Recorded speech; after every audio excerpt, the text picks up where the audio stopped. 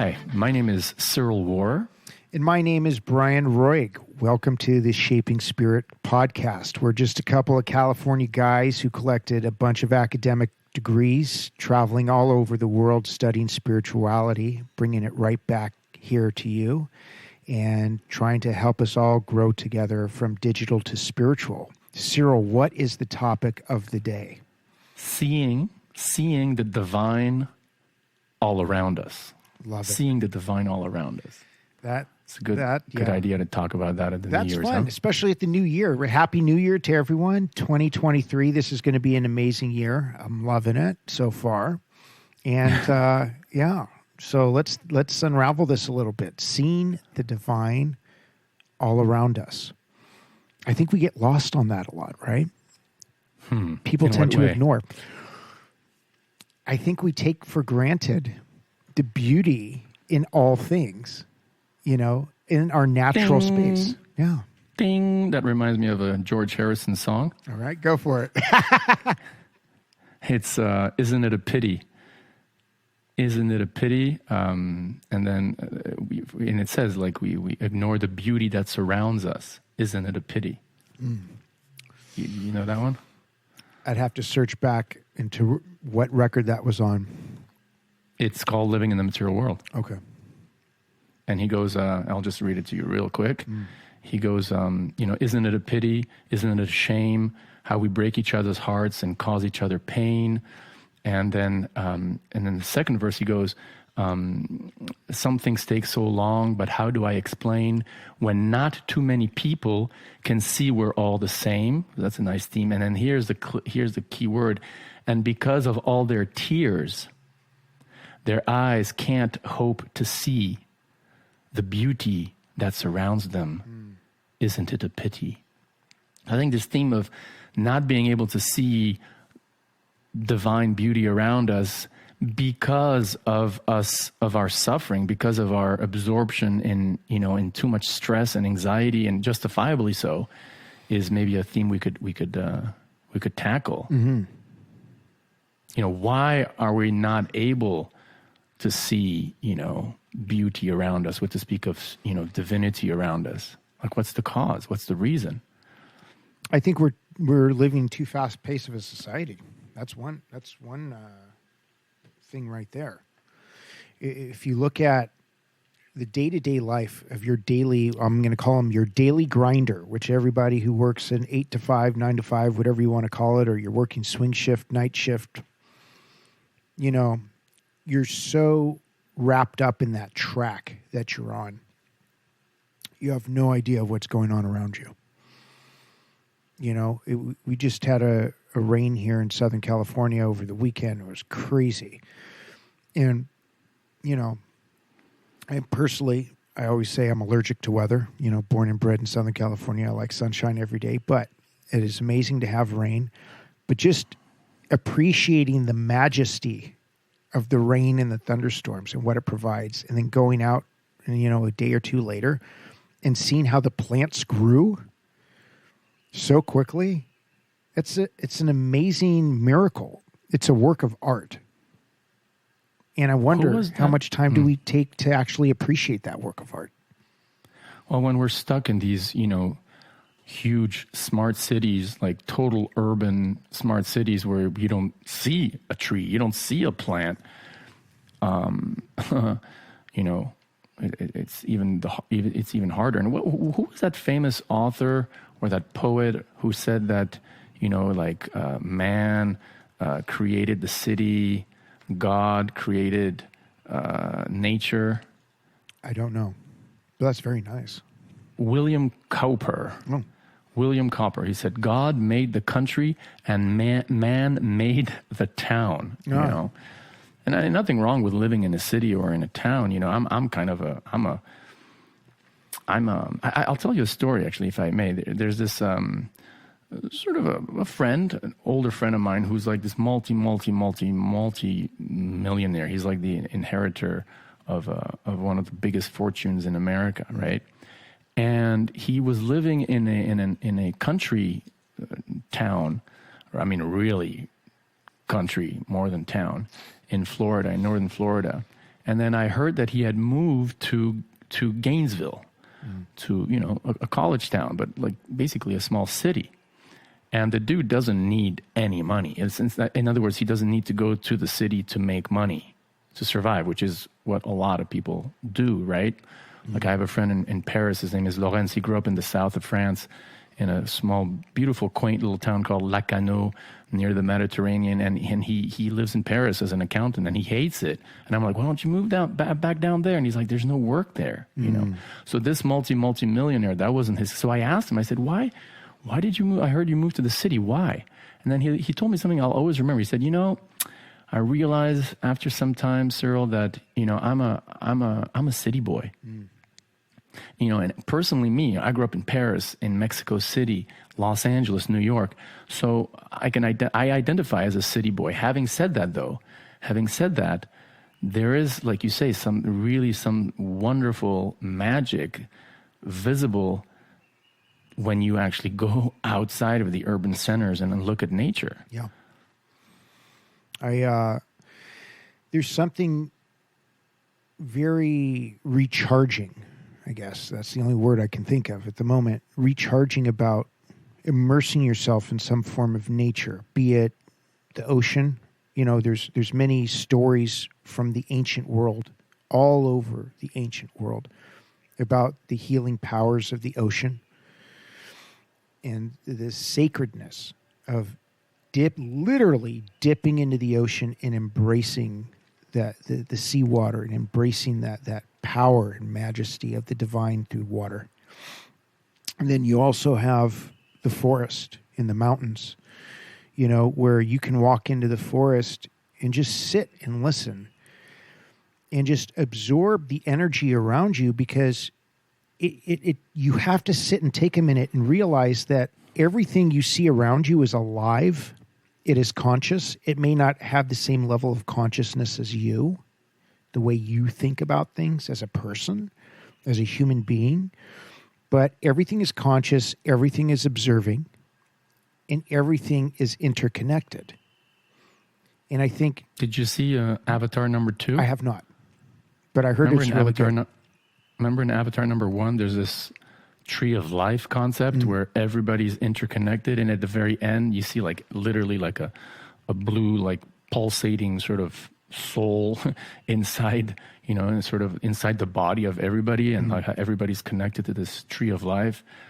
You know, in the ancient wisdom of the world, you have this idea of like a super soul, or, you know, or the Holy Spirit. Actually, we could even, you know, bring it to a Christian concept where the divine is present, you know, in every single body and in every single atom around you. And so the more you kind of wake up spiritually, the more you actually start seeing, you know, the divine, you know, everywhere, literally, right? It's like I very much associate it with an electrical current. You know, like the AC or DC electrical current that runs through the home or wherever you're at. It's the same thing. It's like we're all feeding off the same current. And how many people are actually sitting back to realize that it's a current, it's a flow, and we're all connected to it. We're just on a different space.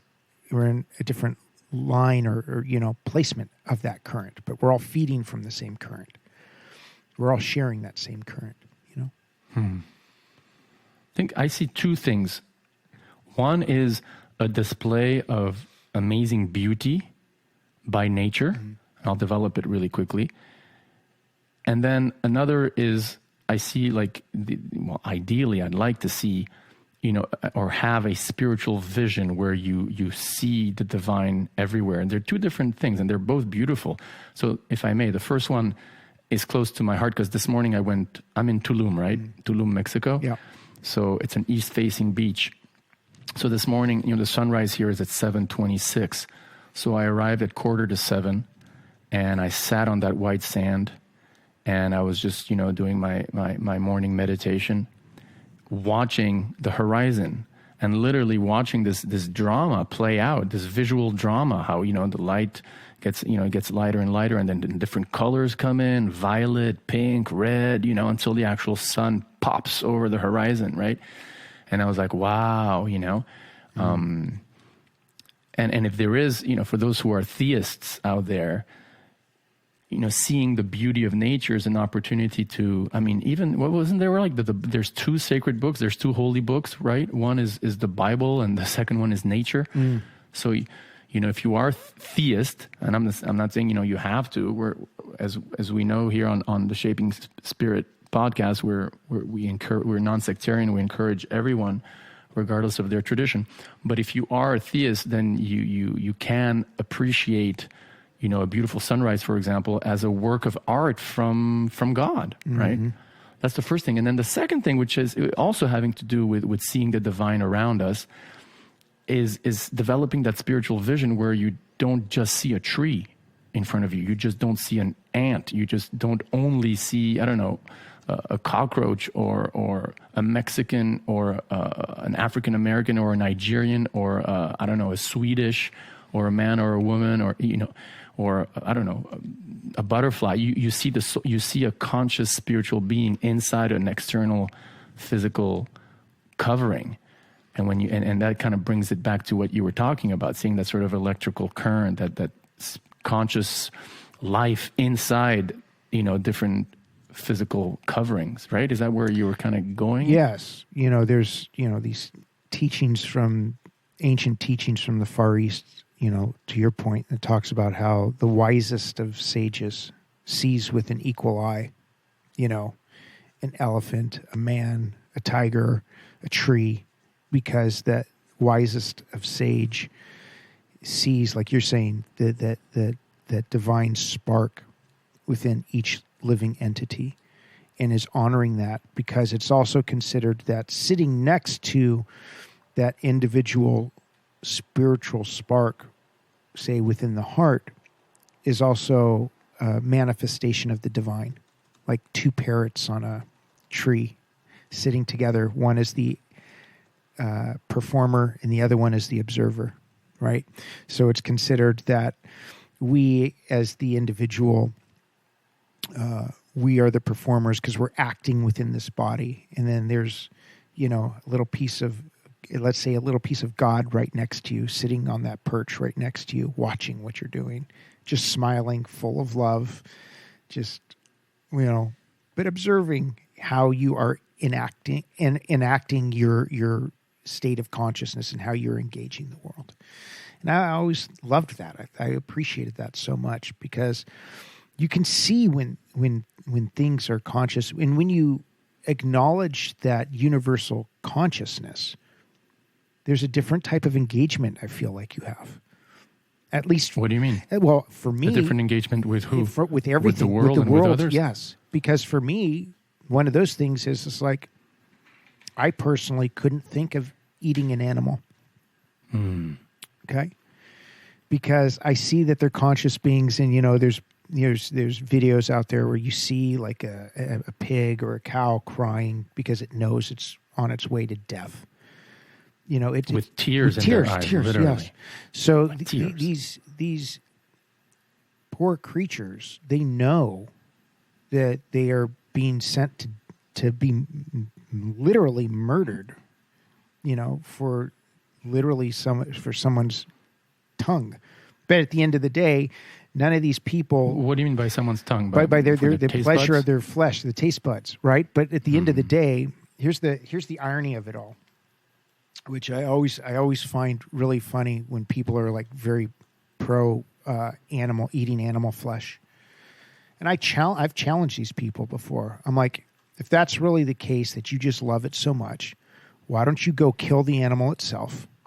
Don't cook it. Just rip the flesh off and start eating it. I want to see how much you really, truly enjoy, how tasty it is. They're like, I can't do that. That's disgusting. I could never do that. That's horrifying. So, but you're complicit in the murder of the animal, and you acknowledge that the only way it's going to taste good to you is through some form of fire or cooking or baking with oil or butter or sauces and salt and pepper and all these spices. So the reality is something within you deep inside, you actually can acknowledge that, the divine is all around us. You choose to kind of ignore it just for the satisfaction of your taste buds, but it's not really the satisfaction of it actually as flesh, right? Not to get into a whole like plant-based diatribe here, but you have to admit then that what you are doing is creating suffering in this world, extraordinary suffering. And quite frankly, it's useless. It's absolutely useless. And I believe it is a disruptor to the natural order of things. And let me qualify this by saying, if you may indulge me for a moment here, what I'm not talking about is, let's say, in the Native American tradition, and I studied a lot of, in university, the Native American traditions and religions. You probably had the same teacher, Talamantez, yes, right? God rest her soul. She gave me the biggest hug on my graduation day, and like I was her little pet.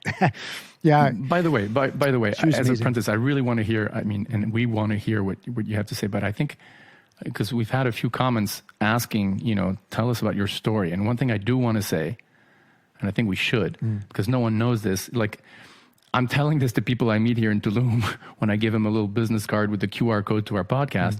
And I tell them again and again and again, Bryan and I, we've known each other for 20 years. We both went to the University of California. It's almost 30. Do you realize it's almost 30 years we've known each other? It's scary. Yeah. Yeah. So we went to the University of California, Santa Barbara. We both majored in religious studies. Yeah. And, a couple months ago, we decided to launch a podcast, blah, blah, blah. And so, those of you who are, listening right now, you should know that both Bryan and I went to UC Santa Barbara, and we had the same teachers. And so when Bryan's talking about, having studied Native American traditions, I immediately thought of, Professor Talamantez. Yeah, she passed away a few years ago, didn't she? Right. I think a year before Roof, Professor Roof. So I'm not laughing. Those two would have been great. Those two would have been. They would have been amazing. I love them both dearly. But anyways, back to the story. So the respect for the Native American tradition when they were hunting. Number one, there was always an acknowledgement that what they were hunting, the animal they were hunting, was part of the divine, and it was conscious. And they saw that being as part of the sacred circle of life, not in the form that they were worshiping, say, a buffalo or the cow or whatever it was that they were hunting that particular day, but it is an integral part of the divine play within their society. And I find a great benefit to that type of attitude because it protects us from taking things for granted. Yes. And it's acknowledging, wow, I'm taking a life here, but I have to because it's for my survival. Yeah. But in doing so, I'm going to, be very humble about it and very grateful about it and very conscious about it. Wow. Talk about, a non-wasting type of thinking. And they didn't waste. They used the bones, they used the hides, they used everything. And there was also within every one of these Native American traditions, they expressed gratitude to the animal. Thank you for sharing your life with me. And I'm not taking it for granted. And on top of that, they considered it a gift that they were actually absorbing that animal's life, and that I'm going to live on for you, and we will live together within my body. And that was a beautiful thing. So the thing about waste, it applies even on the sort of the intellectual, emotional, psychological level. With that type of attitude, you're not wasting, not just wasting in terms of, material plastics and blah, blah, blah, but, consumer society, to the nth degree, but also you're very careful about using, it's a very sort of, conceptually speaking or theologically, it's a very minimalist but beautiful approach, isn't it? And that was something that, I really respected from that tradition. And I've always separated that from, what we have today in, our culture. Yeah, you see, isn't it? I don't want to criticize anyone. And then, what comes out of factory farming, or the end result, I mean, with all due respect, you see someone come, a drive-in, I don't want to mention any names because I don't want to give any publicity to these big, fat, horrible, giants of fast food. But, you pull up to a drive-in and, whatever, give me, I'll order a Whopper or whatever, Big Mac, who we're talking about. And then, the product comes out and there's zero acknowledgement. There's nothing. It's just like, you get the bag and, even as you put yourself into drive, you can't even wait to go sit down at a table. You just put your hand into that paper bag and take out that meat or whatever and just put it in your mouth. And there's no cognition. None. Absolutely none.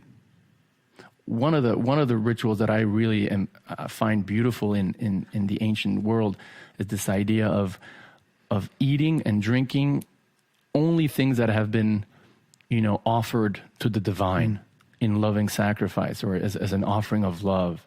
You know what I mean? And you find that I'm not at all an expert. I don't know if you took classes on classical Greek, religions or philosophy at UC Santa Barbara. I did. I got in trouble in that class, but that's another story altogether. My humor was lost on our British TA, but it was cute. Really? Yeah, it was all good. I still got an A in the class, but I was always known as the troublemaker, so it is what it is. There's a passage in the Iliad or in the Odyssey. I do not know which one it is, but there's a passage in there where there's a soldier, not just a soldier, like he's a prince, he's a big warrior, right? And he gets injured on the battlefield, and he gets escorted back to his home, to his palace or whatever, to his royal residence, on a stretcher. And his mother like rushes into the living room or the open area where her son is bleeding out, or maybe not bleeding out, but definitely is injured, is bleeding. And what does she say? She tells her her maids, quickly, go offer a drink, a beverage to the gods and bring it right back. I mean, it shows you the mentality, like your own son is like bleeding, right? From a serious wound.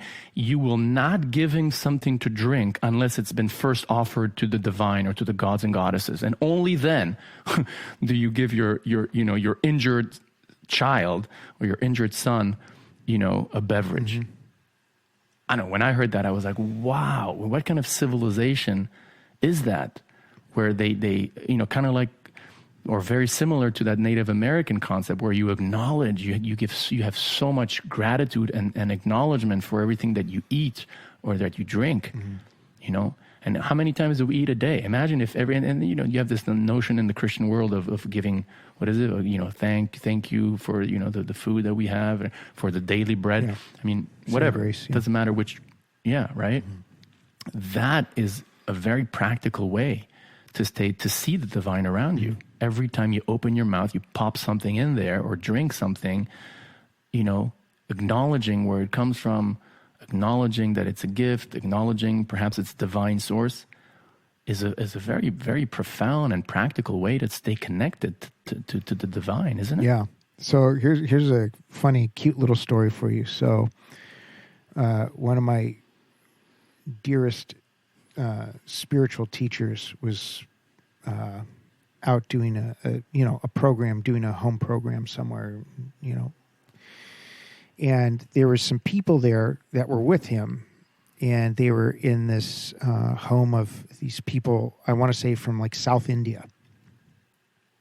And one of the students there that was American had asked him, well, they're not doing what we would normally accustomed to see about like offering the food first.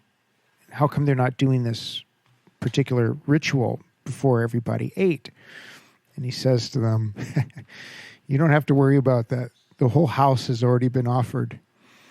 So it's just like there's that, like you're saying, there's this idea in this acknowledgement that then how do you channel, let's go even beyond the food, how do you channel everything in your life to that acknowledgement where you're offering your everything around you to the divine, that acknowledgement, that divine acknowledgement, that sense of again, we've had a podcast on gratitude, but just then allowing yourself to see the divine in everything around you. It is a miracle that it rains and all of a sudden the next day the sun comes up, the plants grew.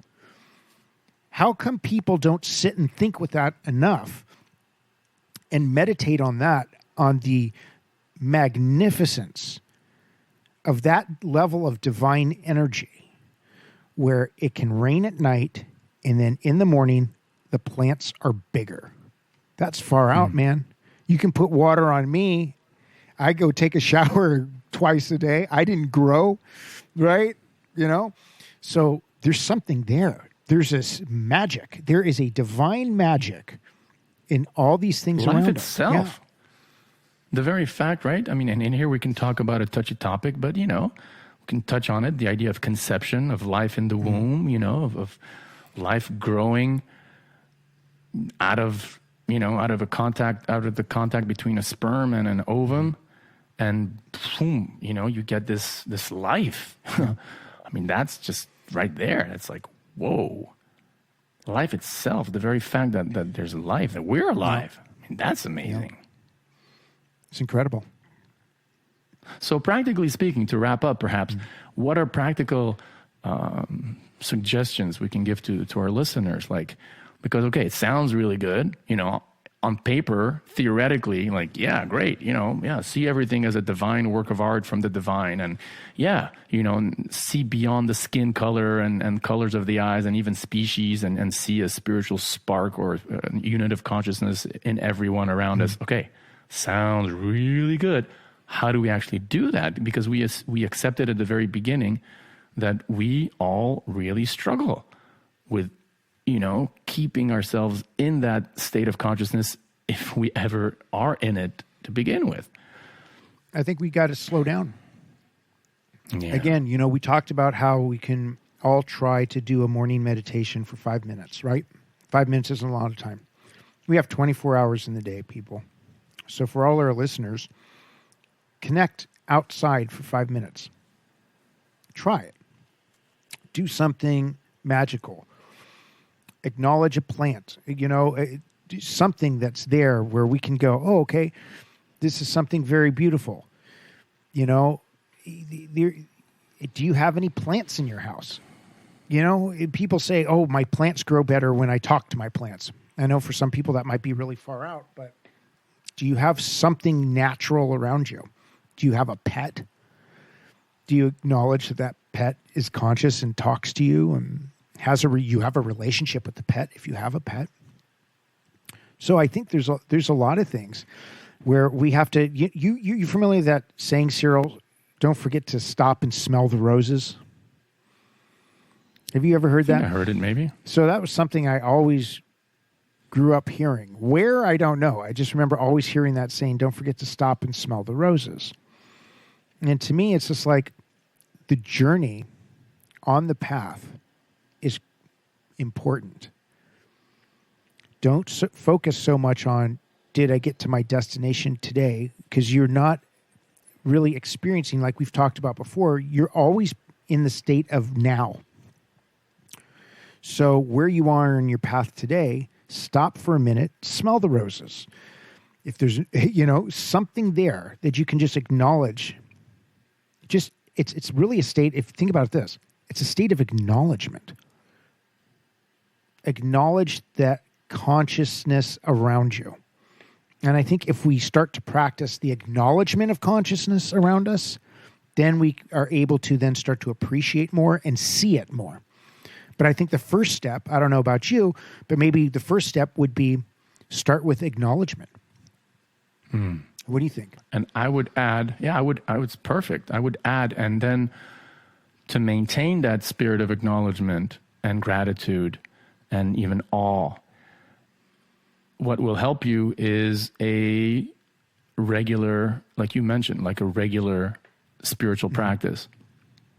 And whether that's meditation, whether that's reading sacred scripture, whether that's prayer, if you have that dedicated time when you're actually, watering the root of the tree, so to speak, with acts that are really, which are acknowledged by everyone as being, really kind of spiritual in nature. Again, I gave a few examples.